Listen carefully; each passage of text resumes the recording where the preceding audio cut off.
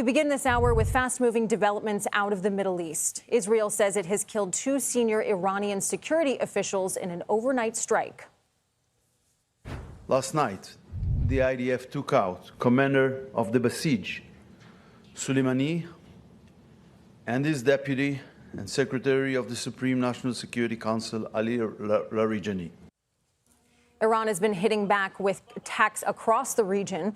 The U.S. Embassy in Baghdad has been hit by shrapnel from intercepted drones.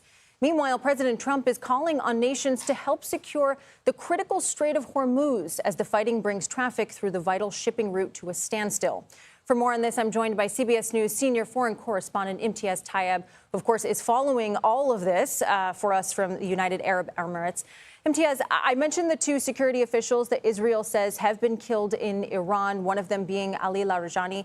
How influential was he in Iran? Has there been any response from Tehran?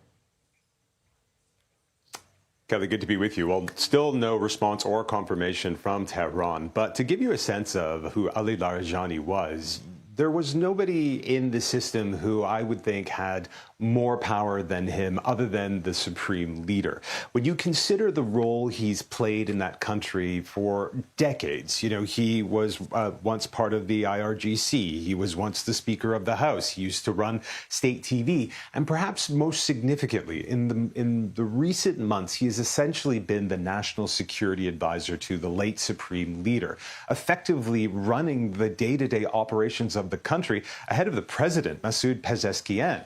He's also seen as somebody who not only was able to navigate the complex politics of Iran, but also the violent arm of Iran as well. He's widely seen as somebody who had a very direct role in those demonstrations that we saw in January, in which we know thousands of demonstrators were killed. And so he occupies this very complicated space, on the one hand as being somebody who's a very strong political operator, but also somebody who used the iron fist of the state quite brutally. Kelly. Yeah, that's important context. I mean, certainly someone very significant if indeed he has been killed in those strikes. I also want to talk to you about the Strait of Hormuz. This is something that you've been reporting on extensively. I'm looking at oil prices right now, kind of hovering in that $95 to $100 barrel range. What's the situation there right now? Yeah, it's dark here, but I'm actually on the banks of the Strait of Hormuz, and it's, from where we're standing, looks incredibly peaceful, but it really is the site of one of the world's most dangerous standoffs. At this very moment, around 500 tankers have dropped anchor because they simply do not believe it's safe to move through the strait. And that, of course, has gummed up the global economy when it comes to energy and shipping and all the other components that come through this strait. Now, of course, we've been hearing that the president wanted a coalition of countries to escort vessels through the Strait of Hormuz.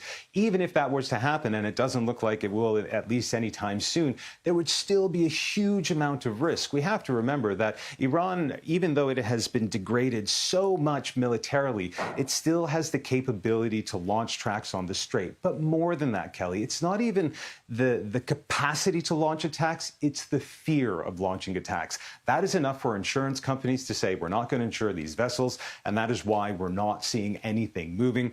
As you know, the longer this lasts, the worse it is for the global economy, and eventually people are going to start feeling it in their pocketbooks. Kelly.